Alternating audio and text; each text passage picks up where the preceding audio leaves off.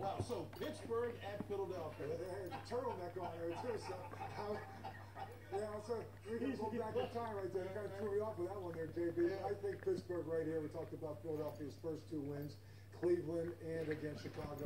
This is a much tougher opponent. I like Carson Wentz, right, man? A lot of similarities there. Pittsburgh wins this game. Father Bruce was hoping you would go to the other side. Yeah, I tell you what, that's a lot of pressure to try and keep pace with that prolific offense over there in Pittsburgh. Ben Roethlisberger, different monster, is going to put a lot on Wentz's plate. He's going to have to air the ball out, and that's when the mistakes are going to happen. Simply put, Jets at the Chiefs. I like New York Jets. I like the front seven. They got a 10-day rest right now. I think they could put a lot of pressure on the Kansas City Chiefs. I like the Jets. Well, I like the Chiefs. I like Ontario Cole. He's that pocket, and Fitzpatrick's not going to be a step out. And I love Parker outside, and I also love Marcus Peters against Marcus. Don't play with your gum. Just chew it. All right, so 2 weak defenses in this matchup, Atlanta at New Orleans. This is my upset special, JB. I'm picking the Atlanta Falcons over the New Orleans Saints in the dome right here.